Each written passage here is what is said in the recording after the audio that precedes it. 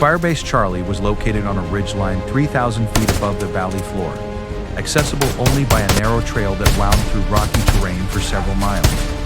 The position offered commanding views of the entire valley, but it also left them completely isolated from any potential rescue or resupply missions. Marcus spent his first week in country learning the terrain and establishing shooting positions that would give him the best possible fields of fire. He identified locations where enemy forces were likely to establish their own positions, calculated shooting solutions for distances ranging from 800 to 1,500 yards, and memorized every rock, tree, and building that could provide cover or concealment. His first confirmed kill came on his 8th day in country. Marcus was manning his observation post at dawn when he spotted movement in a village 2 miles away. Through his scope, he could see several men setting up what appeared to be a heavy machine gun position that would allow them to control traffic through the main valley road. Morrison confirmed the enemy presence through his own binoculars and gave Marcus permission to engage. The shot was challenging, requiring Marcus to account for wind speed, elevation differences, and the movement of his target, but his grandfather's training and Marine Corps education had prepared him for exactly this kind of situation. Marcus controlled his breathing, made the necessary adjustments to his scope, and waited for the perfect moment when his target would be stationary long enough for an accurate shot.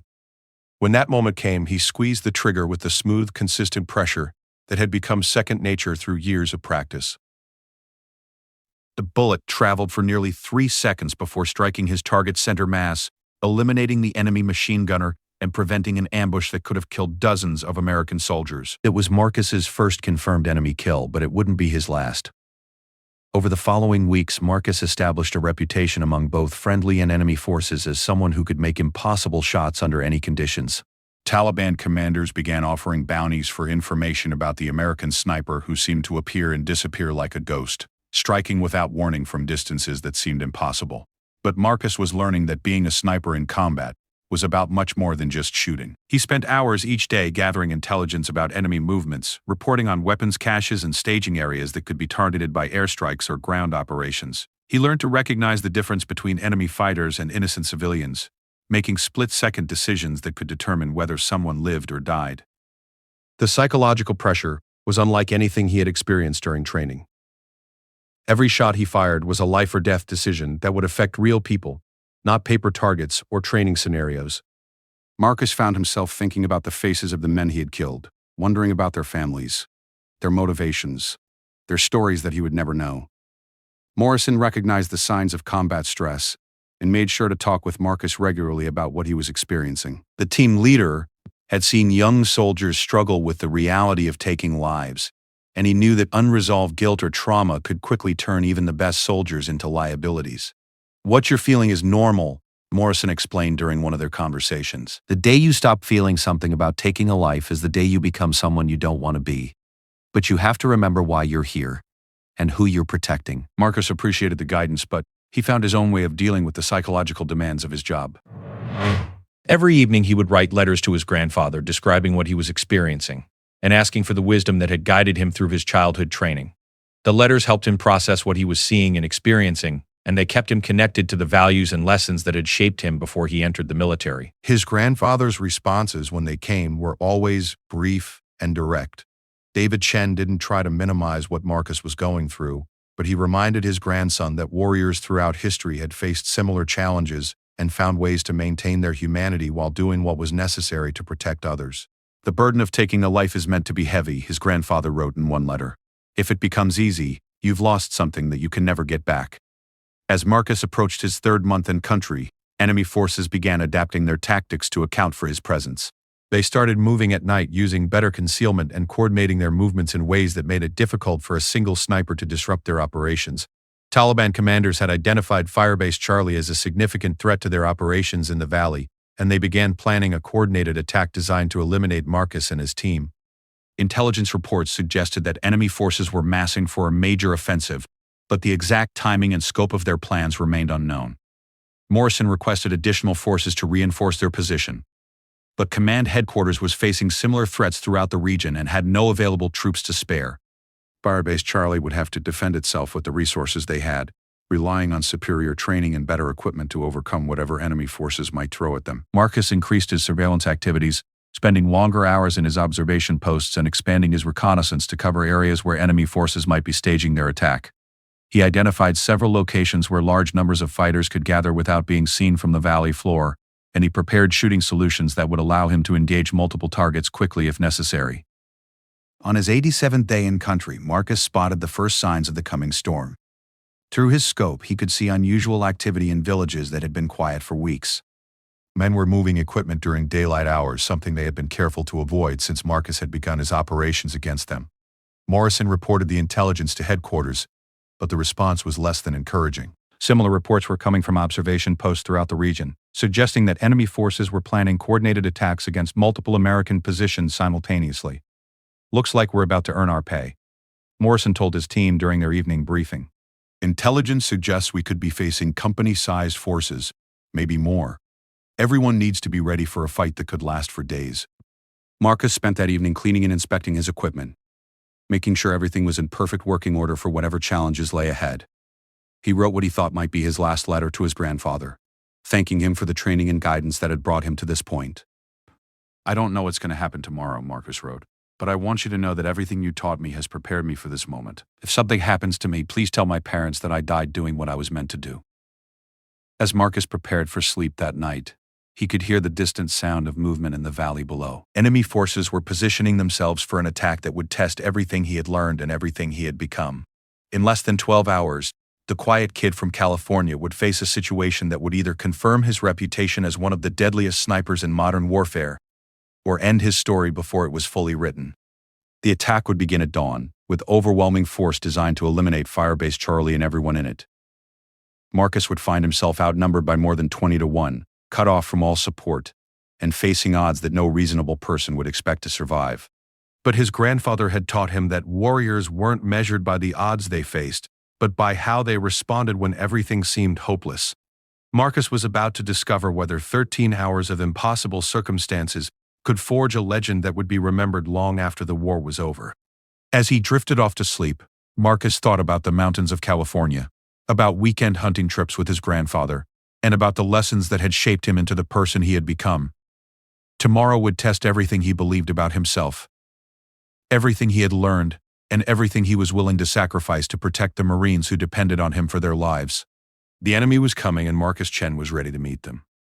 The attack came at 4:47 a.m., 3 minutes before sunrise, when the world existed in that gray space between night and day that made everything uncertain and dangerous. Marcus was already at his observation post, having been awakened by a sound that his subconscious mind recognized as trouble, even before his conscious thoughts could process what he was hearing. The first indication of the assault was the whistle of incoming mortar rounds, followed immediately by explosions that shook the ground beneath Firebase Charlie and sent showers of rock and debris cascading down the mountainside. Marcus pressed himself against the rocky outcropping that served as his primary shooting position, feeling the concussion from each blast while trying to identify the enemy positions through his scope. Through the chaos of the bombardment, Marcus could see muzzle flashes erupting from multiple locations throughout the valley below. Enemy forces had surrounded Firebase Charlie during the night, positioning themselves in a rough circle that effectively cut off all escape routes, while providing overlapping fields of fire that would make movement extremely dangerous. Morrison's voice crackled through Marcus's radio, barely audible above the sound of explosions and automatic weapons fire. "Ghost, we need immediate target identification and suppression. Enemy forces are moving up the mountain from at least 4 different directions." Marcus swept his scope across the valley, quickly identifying and cataloging enemy positions while calculating shooting solutions in his head. He could see at least 30 fighters moving up the mountain trails, with more providing covering fire from concealed positions in the valley below. The enemy had committed significant resources to this attack, suggesting they were determined to eliminate Firebase Charlie regardless of the cost. The mortar bombardment continued for 12 minutes, transforming the peaceful mountain morning into a hellscape of smoke, noise, and flying debris. When the explosions finally stopped, Marcus could hear the sound of enemy fighters advancing up the mountain, their voices echoing off the canyon walls as they coordinated their assault. "Morrison, I count at least 40 fighters moving up the main trail," Marcus reported through his radio. "Another 15 approaching from the northeast, and heavy weapons positions established in the village below." "Roger that, Ghost. We're down to 8 effectives after that mortar barrage. Williams is hurt bad, and our radio equipment took a direct hit. No communication with headquarters, no air support, no resupply. we're on our own.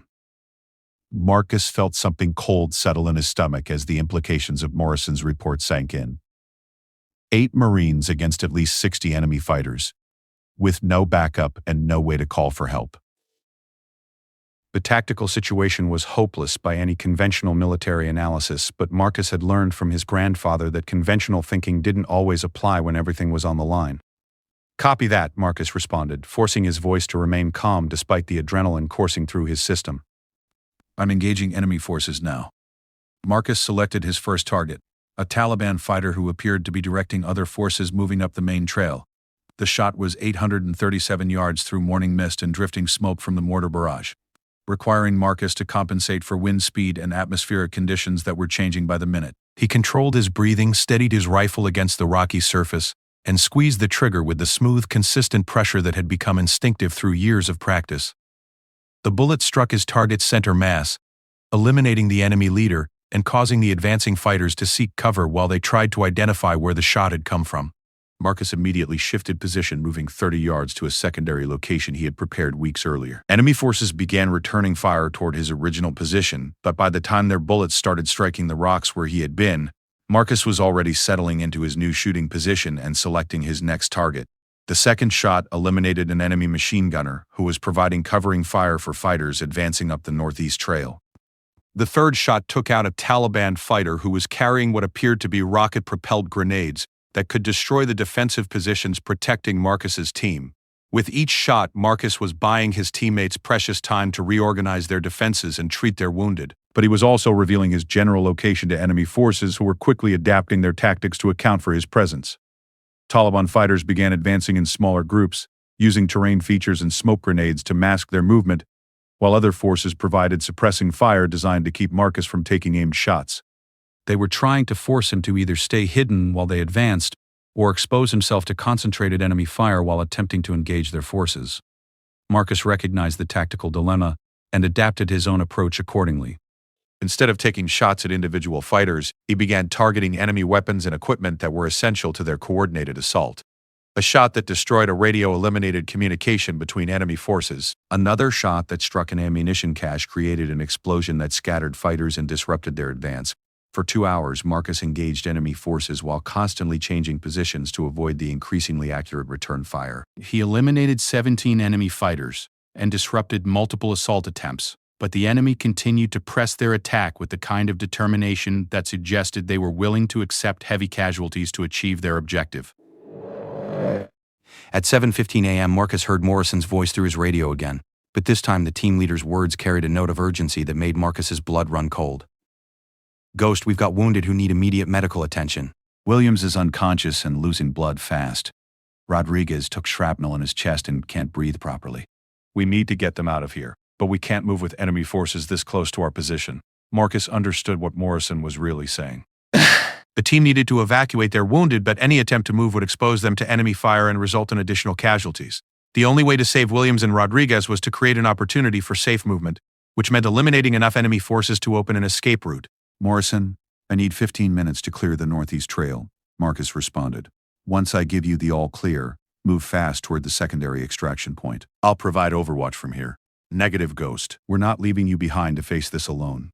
Marcus looked through his scope at the enemy forces that were still advancing toward Firebase Charlie, then at the path his teammates would need to take to reach safety. The mathematics of the situation were brutally simple. 8 Marines couldn't fight their way through 60 enemy fighters, but one sniper might be able to create enough chaos and confusion to give the others a chance to escape. "Morrison, this isn't a request. Williams and Rodriguez will die if they don't get medical attention soon.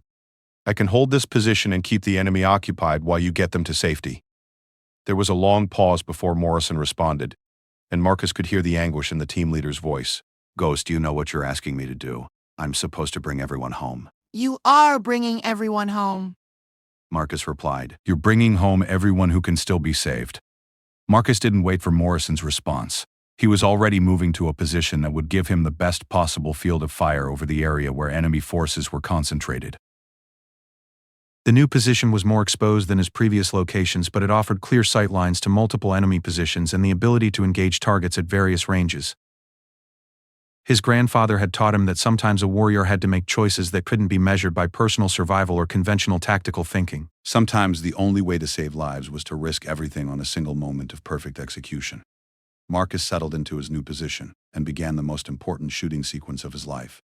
His first target was an enemy mortar team that was preparing to resume their bombardment of Firebase Charlie. The shot was successful, eliminating the mortar operator and forcing other enemy fighters to abandon their position. The second shot disrupted a coordinated assault that was approaching the Northeast Trail, eliminating the lead fighter and causing others to seek cover in positions that made them vulnerable to follow-up shots. Marcus continued engaging targets methodically, using each successful shot to force enemy forces into positions where they would be easier to eliminate with subsequent shots. Enemy forces began concentrating their return fire on Marcus's position, but their shots were poorly aimed and largely ineffective. Taliban fighters were trained for guerrilla warfare and ambush tactics, not precision shooting against a skilled sniper who had been specifically trained to operate in exactly these conditions. Marcus could hear his teammates beginning their evacuation, moving carefully down the mountain while he provided covering fire that kept enemy forces suppressed and disorganized. Every shot he fired was calculated to create maximum disruption while conserving ammunition for the long fight that lay ahead. At 8:03 a.m., Morrison's voice came through the radio one final time. "Ghost, we're clear of the immediate area and moving toward extraction. Williams is stable. Rodriguez is breathing better." "You saved their lives. Good," Marcus replied, continuing to scan for targets through his scope. "Now get them home safely. Ghost, we're coming back for you. As soon as we get the wounded to safety, we're organizing a rescue mission." Marcus smiled grimly as he lined up his next shot. "Negative, Morrison. By the time you could organize a rescue, this will be over one way or another. Take care of the wounded and tell my grandfather I remembered what he taught me." Marcus switched off his radio before Morrison could respond. He had eliminated 31 enemy fighters, but approximately 30 more were still advancing toward his position. His ammunition supply was running low. His escape routes had been cut off, and enemy forces were coordinating their movements in a way that suggested they understood his situation as well as he did. The mathematics of survival were working against him. But Marcus had learned something important during his months in Afghanistan. Wars weren't won by mathematics or tactical advantages. They were won by people who refused to give up when everything seemed hopeless, who found ways to keep fighting when fighting should have been impossible.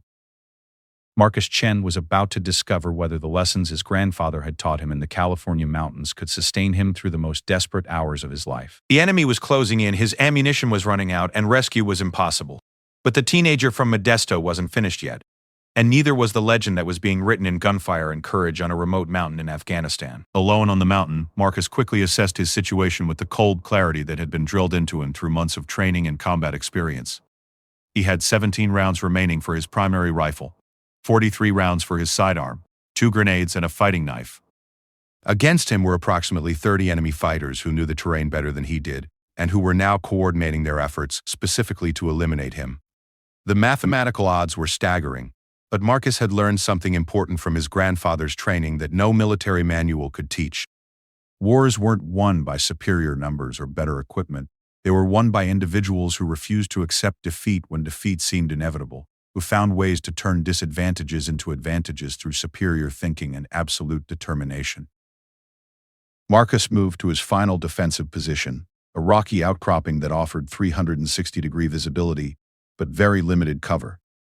It was the kind of position that tactical manuals would describe as indefensible, but Marcus had chosen it for reasons that his enemies wouldn't understand until it was too late. The position forced enemy forces to approach from multiple directions across open ground, which meant they couldn't coordinate their assault without exposing themselves to accurate rifle fire. More importantly, the elevated position gave Marcus clear sight lines to areas where enemy forces might try to set up heavy weapons that could threaten his location. As Taliban fighters began their final assault, Marcus implemented a strategy that combined everything he had learned about precision shooting, tactical thinking, and psychological warfare. Instead of trying to eliminate every enemy fighter, he focused on shots that would create maximum disruption and force enemy forces to make tactical mistakes. He reached his designated overwatch position as the sun was setting, giving him perfect concealment and clear lines of sight to the entire compound. For the next 18 hours, Marcus remained motionless in the same position, watching enemy movement patterns and waiting for his targets to appear. He ate energy bars and drank water through a tube system that allowed him to stay hydrated without moving, and he used a specialized waste management system that prevented him from leaving any trace of his presence. On Wednesday evening, his first target finally appeared.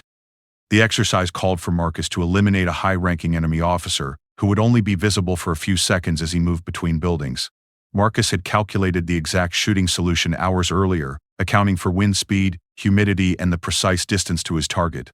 When the moment came, Marcus controlled his breathing, steadied his rifle, and squeezed the trigger with the smooth, consistent pressure his grandfather had taught him years earlier. The paint round struck his target's center mass at a distance of 847 yards, officially eliminating the enemy officer and completing the first phase of his mission.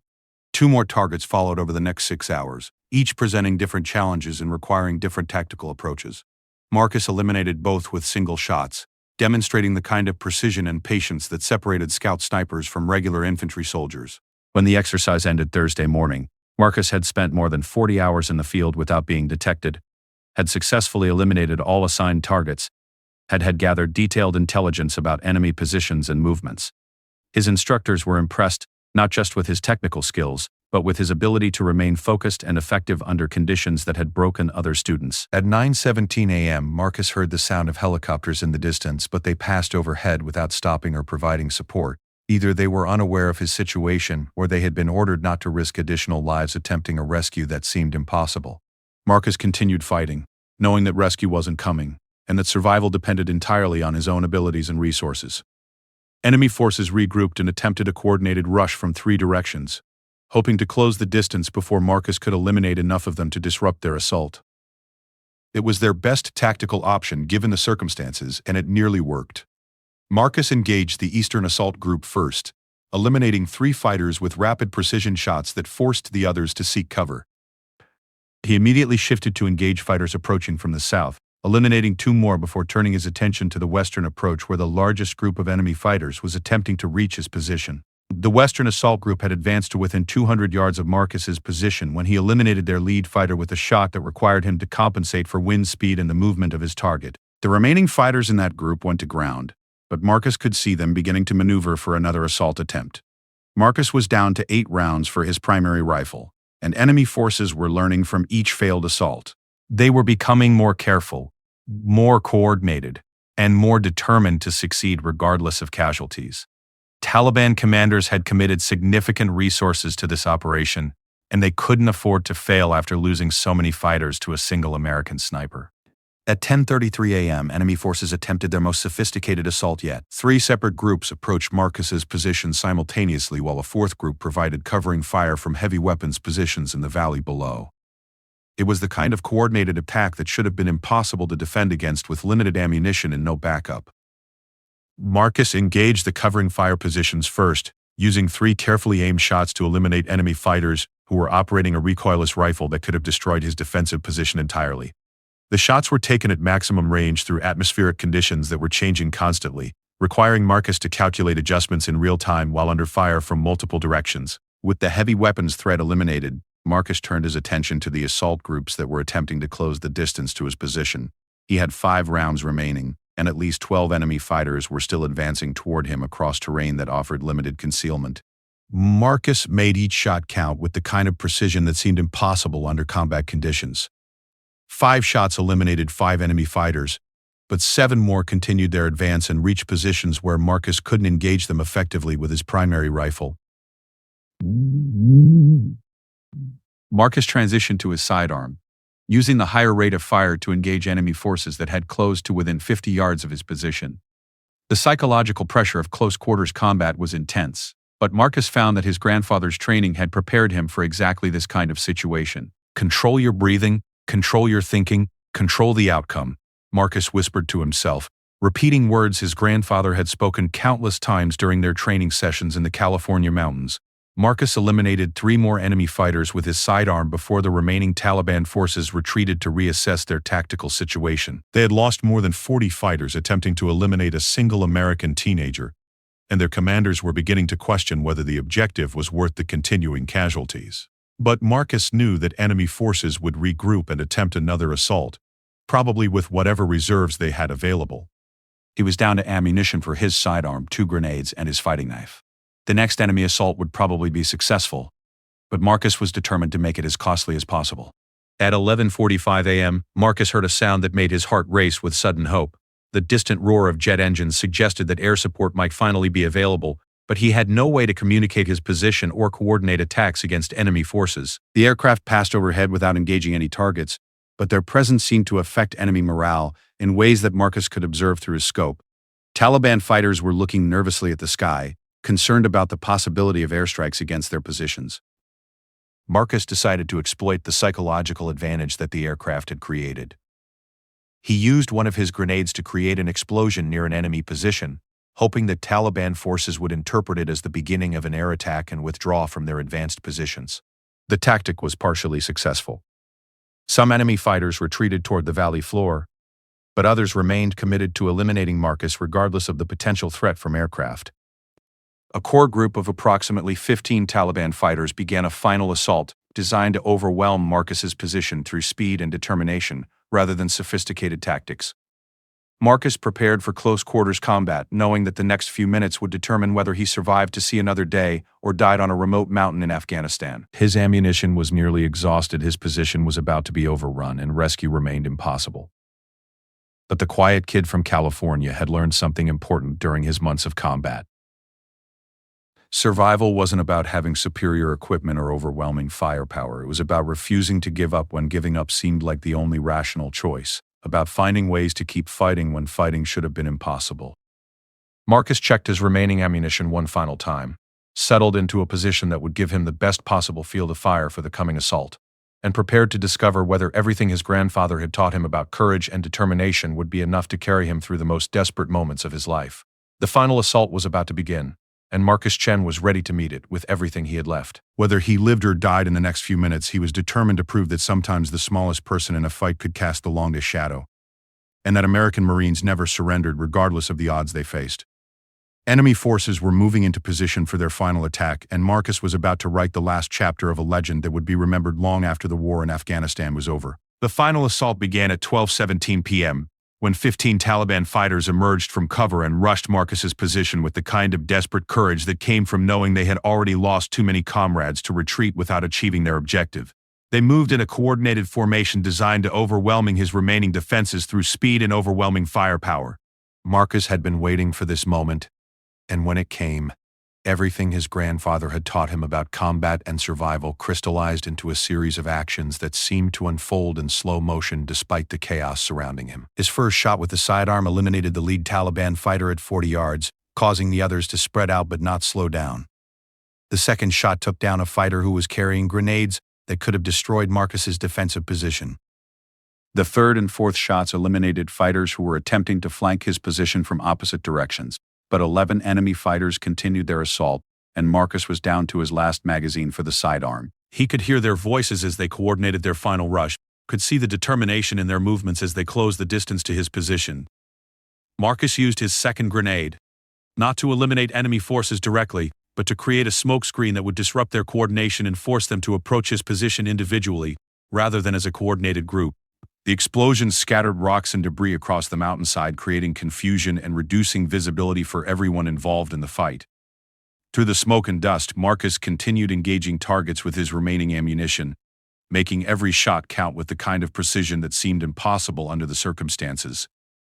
Each shot was calculated to eliminate immediate threats while conserving ammunition for the close-quarters combat that was now inevitable. When his sidearm finally ran dry, Marcus drew his fighting knife and prepared for hand-to-hand combat against odds that no reasonable person would expect to survive.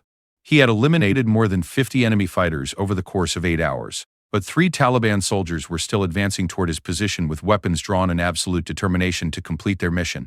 The first Taliban fighter reached Marcus's position as the smoke was beginning to clear. Marcus met him with the kind of close-quarters combat training that had been drilled into him during his Marine Corps education, but enhanced by the mental toughness and absolute focus that his grandfather had developed through years of patient training. The fight was brief and brutal. Marcus's superior training and desperate determination gave him advantages that overcome the Taliban fighter's size and experience, but not without cost. Marcus sustained a deep cut across his left shoulder and took a hard blow to his ribs that left him gasping for breath. The second Taliban fighter appeared before Marcus had fully recovered from the first encounter. This time the fight lasted longer, with both men struggling for control of a rifle that could determine the outcome of their personal battle and potentially the entire engagement. Marcus eventually gained control of the weapon, but the Taliban fighter managed to activate a grenade before Marcus could stop him. Both men dove for cover as the explosion shook the mountainside, sending rocks cascading down the slope and creating a dust cloud that made it impossible to see more than a few yards in any direction. When the dust settled, Marcus found himself face to face with the last Taliban fighter, a young man who appeared to be close to his own age. Both were injured, both were exhausted, both understood that only one of them would survive the next few minutes. But instead of immediately attacking, the Taliban fighter did something unexpected. He lowered his weapon and spoke in heavily accented English, his voice carrying a note of respect that Marcus hadn't expected under the circumstances. "You fight well, American. My brothers said you were like a ghost, that you could not be killed. They were wrong about the killing, but not about the ghost."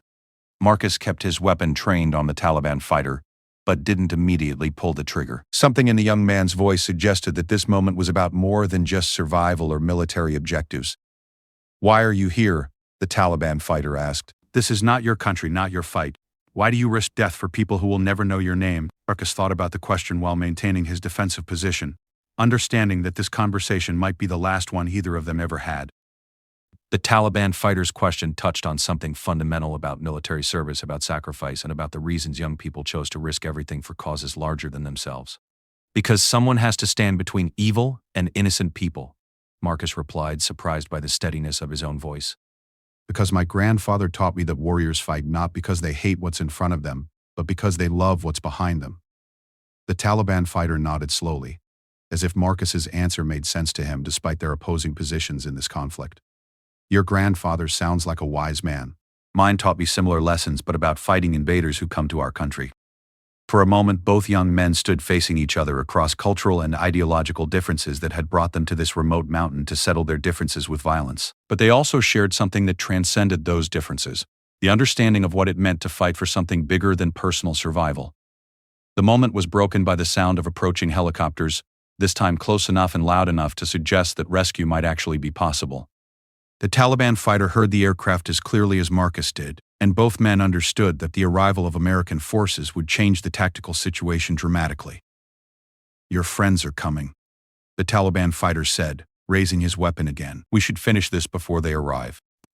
Marcus nodded, understanding that the temporary truce was over and that they had returned to their roles as enemy combatants. But something had changed during their brief conversation, something that would affect how Marcus thought about war and enemies for the rest of his life. The final confrontation lasted less than 30 seconds. Both men were skilled fighters who had been tested by months of combat, but Marcus's superior training and the motivation that came from knowing rescue was approaching gave him the decisive advantage he needed. When the helicopters finally landed on the mountainside, the rescue team found Marcus Chen sitting among the bodies of more than 50 enemy fighters, wounded but alive, still holding his weapon and still watching for threats that might emerge from the rocks and shadows around him.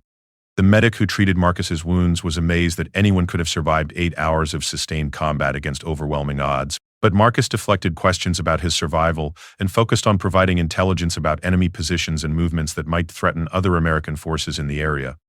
During the helicopter ride back to base, Marcus thought about the Taliban fighter he had killed and the conversation they had shared in their final moments. War had taught him that enemies weren't necessarily evil people, but that sometimes good people found themselves on opposite sides of conflicts that required them to fight each other with deadly force. The news of Marcus's stand at Firebase Charlie spread quickly through military channels and eventually reached media outlets around the world. The story of an 18-year-old American sniper who had single-handedly held off a coordinated enemy assault captured public imagination in ways that surprised everyone involved. But Marcus found that fame was more uncomfortable than enemy fire. He had fought to save his teammates and protect American forces, not to become a celebrity or public hero. The attention made him uncomfortable in ways that combat never had. 6 months later, Marcus completed his deployment and returned to California, where he found that civilian life presented challenges that were different from combat but no less difficult to navigate. The transition from warrior to student, from life and death decisions to everyday concerns required adjustments that took longer than anyone had expected. His grandfather was waiting for him at the airport, wearing his Korean War medals and carrying a pride that was visible to everyone around him. During the drive home, David Chen asked only one question about Marcus's experiences in Afghanistan. "Did you remember what I taught you about when to pull the trigger and when not to. Marcus thought about all the shots he had taken, all the lives he had ended, and all the decisions he had made during 13 hours of impossible circumstances. He thought about the Taliban fighter who had spoken to him with respect and dignity, even though they were trying to kill each other. Yes, grandfather, I remembered. David Chen nodded and didn't ask any more questions about the war. He understood that some experiences could only be processed privately, and that the best thing he could do for his grandson was provide the same patient support that had shaped Marcus's character before he entered the military. Marcus eventually enrolled in college, but he struggled with classes that seemed trivial compared to the life and death decisions he had become accustomed to making. He found himself drawn to courses in international relations and conflict resolution, trying to understand the larger forces that brought young people like himself and the Taliban fighter together on remote mountains to settle differences with violence. In the mountains of Afghanistan, where silence can mean survival, and a single breath might be your last, 17-year-old Marcus Chen found himself staring down the scope of his rifle at 43 enemy fighters closing in on his position. With his squad leader bleeding out beside him and no backup for miles, this American teenager was about to prove that sometimes the smallest person in the room can cast the longest shadow. What happened next in those 13 terrifying hours would not only save lives but rewrite military training manuals forever. This is the true story of how a quiet kid from suburban California became the deadliest teenage sniper in modern warfare, turning what should have been a massacre into a legend that enemy forces still whisper about in fear. Marcus Chen never imagined that the hunting trips with his grandfather in the Sierra Nevada mountains would prepare him for war. Growing up in Modesto, California, he was just another quiet kid who preferred the woods to crowded hallways, books to parties, and the steady rhythm of target practice to the chaos of teenage social life. His classmates saw him as the shy Asian kid who kept to himself, but they never knew about the steel that ran through his spine or the unwavering focus that made him different from everyone else. His grandfather, David Chen, was a Korean War veteran who had seen enough blood and chaos to last several lifetimes. When Marcus turned 12, the old man decided it was time to pass down something more valuable than family stories. He taught Marcus to shoot, not for sport or fun, but with the serious dedication of someone who understood that precision could mean the difference between coming home and coming home in a box. Every weekend for 5 years, Marcus and his grandfather would drive 2 hours into the mountains. But more importantly, it taught me that true strength comes from knowing when to fight and when to show mercy, when to take a life and when to preserve one.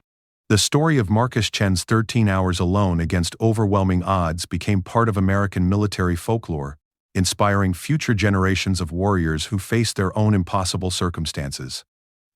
But for Marcus, the real victory wasn't surviving combat or becoming famous for his achievements. The real victory was returning home, with his humanity intact, carrying lessons about courage and sacrifice that would guide him through whatever challenges life might present. His grandfather's training had prepared him not just for war, but for the kind of principled life that made war necessary sometimes and peace possible always. Marcus Chen had proven that sometimes the smallest person in a fight could indeed cast the longest shadow, and that American values were worth defending regardless of the personal cost. His legend would live on long after the war in Afghanistan was over, inspiring others to find their own courage when everything seemed hopeless, and their own strength when strength seemed impossible to find. While other teenagers were sleeping in or playing video games, Marcus was learning to read wind patterns, calculate bullet drop, and most importantly, how to stay calm when everything around him was falling apart. His grandfather would set up increasingly difficult shots, sometimes making Marcus wait motionless for hours before taking a single shot at a target barely visible through the scope. The training was brutal in its simplicity. David Chen never raised his voice, never showed frustration when Marcus missed, but he demanded absolute perfection in everything. How Marcus held the rifle, how he controlled his breathing, how he positioned his body, even how he thought about the shot before taking it.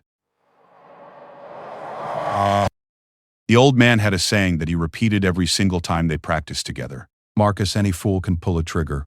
A warrior knows when not to.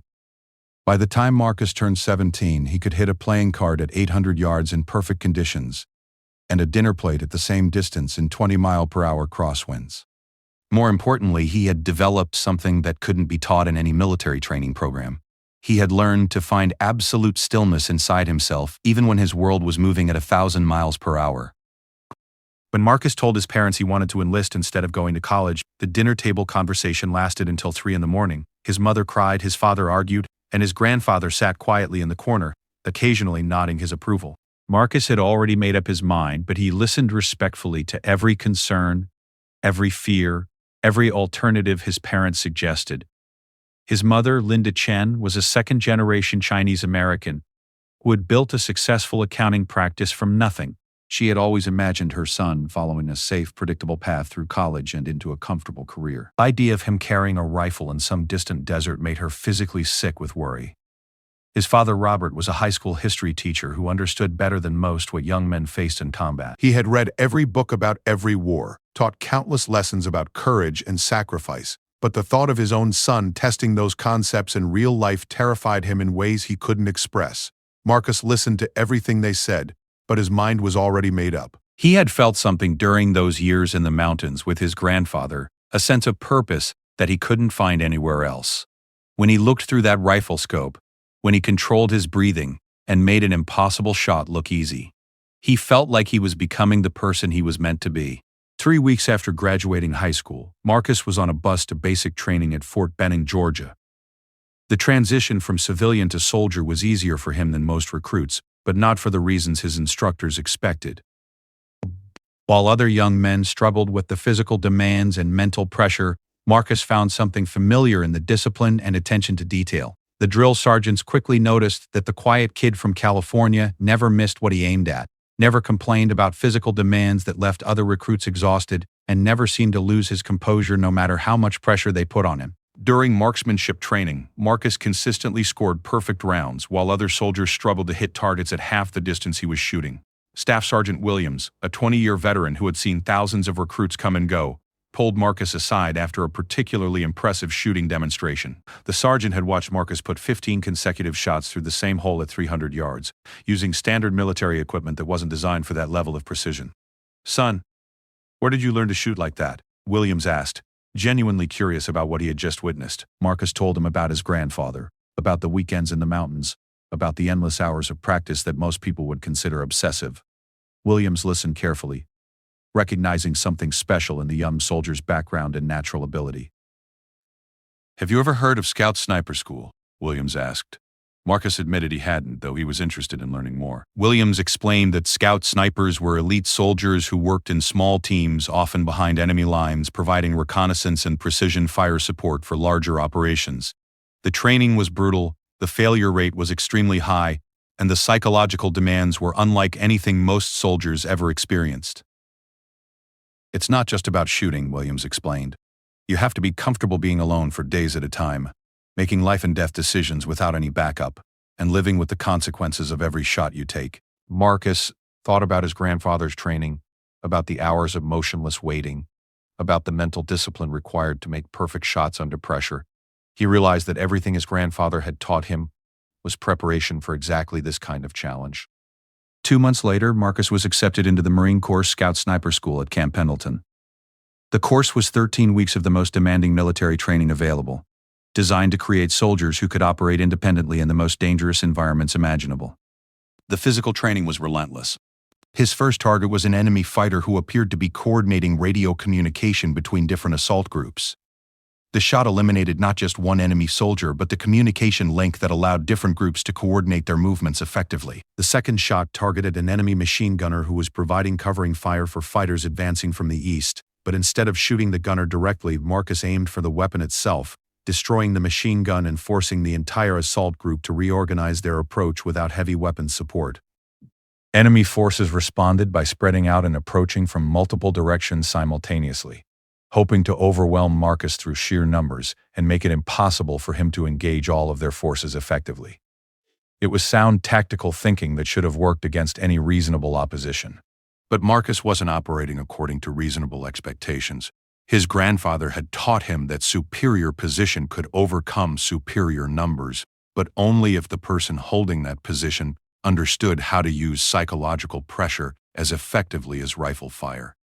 Marcus began taking shots that were calculated not just to eliminate targets, but to create fear and uncertainty among enemy forces.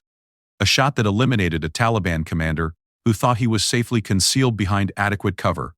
Another shot that struck an enemy fighter who was attempting to flank Marcus's position from an unexpected direction. With each impossible shot, Marcus was sending a message to enemy forces that nowhere was safe, that their superior numbers meant nothing against someone who could eliminate them from distances they couldn't even see clearly. Taliban fighters began taking cover in positions that offered better protection but Worse tactical advantages. Disrupting their coordinated assault plan. Marcus learned to move silently through any terrain, to remain motionless for hours without cramping or losing focus, and to survive for days with minimal food and water. He studied ballistics, weather patterns, human psychology, and combat tactics that had been developed through decades of warfare. But the mental training was even more challenging. Marcus learned to calculate complex shooting solutions in his head while under extreme stress. He practiced making split-second decisions about when to shoot and when to wait, understanding that the wrong choice could mean the death of friendly forces or innocent civilians. The instructors pushed every student beyond their breaking point, looking for signs of weakness or instability that could prove fatal in combat. They created scenarios where students had to remain calm while simulating enemy fire exploded around them, where they had to make precise shots while physically exhausted and emotionally drained. Marcus excelled in every aspect of the training. His classmates began calling him Ghost because of his ability to appear and disappear without making a sound, and his shooting scores were consistently the highest in his class. More importantly, he demonstrated the kind of mental toughness and emotional stability that instructors looked for in soldiers who would be operating alone in hostile territory. During the final week of training, Marcus participated in a live-fire exercise that simulated a real combat mission. He was required to infiltrate a mock enemy compound, gather intelligence on enemy positions, and eliminate specific high-value targets without being detected by opposing forces played by experienced Marines. The exercise began at dawn on a Tuesday morning. Marcus spent 6 hours moving through dense brush and rocky terrain, covering less than 2 miles but remaining completely invisible to enemy patrols that passed within feet of his position. 3 weeks later, Marcus graduated from Scout Sniper School with the highest overall scores in his class. At 18 years old, he was officially qualified as a United States Marine Corps Scout Sniper, trained and certified to operate independently in any combat environment worldwide. His grandfather attended the graduation ceremony wearing his Korean War medals for the first time in 30 years. As Marcus received his official designation and was presented with his sniper rifle, David Chen stood quietly in the back of the ceremony hall, watching his grandson complete a journey that had begun with hunting trips in the California mountains. After the ceremony, Marcus and his grandfather shared a quiet moment away from the celebration. And congratulations. The old man looked at his grandson, now a Marine in dress uniform, and saw something that made him both proud and worried. "Remember what I taught you," David Chen said simply. "Any fool can pull a trigger. A warrior knows when not to." Companies and practices and nodded for a moment to see California's. Everything he had learned so far was preparation for challenges that neither his grandfather nor his instructors could fully prepare him for. In 6 months, he would be deployed to Afghanistan, where he would face situations that would test every skill he had developed and every lesson he had learned.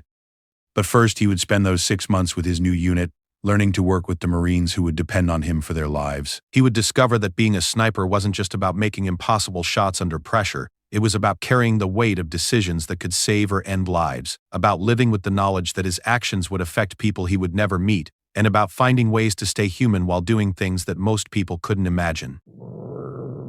As Marcus prepared for his first deployment, he carried with him the lessons his grandfather had taught him, the skills the Marine Corps had given him, and the quiet confidence that came from knowing he was ready for whatever challenges lay ahead. He didn't know that in less than a year he would find himself alone on a mountain in Afghanistan, facing odds that should have been impossible to overcome. But his grandfather's training had taught him something that would prove more valuable than any military technique or advanced equipment. Marcus had learned that true strength came not from the ability to destroy, but from the wisdom to know when destruction was necessary and when it wasn't. That lesson would save lives in ways that no one could have predicted, and it would turn a quiet kid from California into a legend that would be remembered long after the war was over. The helicopter ride into Afghanistan was nothing like the movies. Marcus sat strapped into his seat, surrounded by Marines who had been in country for months, their faces bearing the kind of weathered look that came from seeing too much too soon. The aircraft shook violently as it navigated through mountain passes, and Marcus could hear the distant sound of small arms fire echoing off the canyon walls below. His unit, 2nd Platoon Charlie Company, had been tasked with establishing a forward observation post in the Kunar province, one of the most dangerous regions in Afghanistan. The area was controlled by Taliban and al-Qaeda forces who knew the terrain better than any foreign military ever could, and who had been fighting in these mountains for generations. Sergeant First Class Jake Morrison, Marcus's team leader, was a 32-year-old career Marine from Texas who had already completed 3 combat deployments. Morrison had requested Marcus specifically after reviewing his sniper school records, recognizing that their upcoming assignment would require the kind of precision shooting that could only come from exceptional training and natural ability. "Listen up, Ghost," Morrison said, using the nickname that had followed Marcus from training. "Where we're going, you won't have backup, you won't have air support, and you won't have second chances. Everything you learned in school is about to get tested by people who have been killing Americans longer than you've been alive." The observation post they were establishing was designated Firebase Charlie, a remote position high in the mountains that would provide overwatch for supply convoys traveling through the valley below. Intelligence reports indicated that enemy forces had been using the area to stage ambushes against American and Afghan government forces, inflicting significant casualties and disrupting critical supply lines. Marcus's job would be to provide reconnaissance and precision fire support, identifying enemy positions and eliminating high-value targets before they could threaten friendly forces. It sounded simple enough in the briefing room, but Morrison made sure Marcus understood the reality of what they would be facing. "The enemy has been watching this valley for months," Morrison explained as their helicopter approached the landing zone. "They know exactly where we're going to set up. They know what we're trying to accomplish. And they've had plenty of time to prepare for our arrival." The landing zone was a small clearing barely large enough for the helicopter to touch down. As soon as the aircraft's wheels hit the ground, Marcus and his team grabbed their equipment and sprinted toward the tree line, knowing that enemy forces might be watching their arrival through their own scopes and preparing their own ambushes. He began speaking at military schools and training facilities, sharing lessons about combat effectiveness and psychological resilience that couldn't be taught through standard military training programs.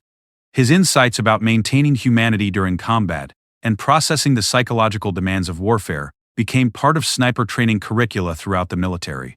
But Marcus's most important contribution to military training wasn't tactical or technical.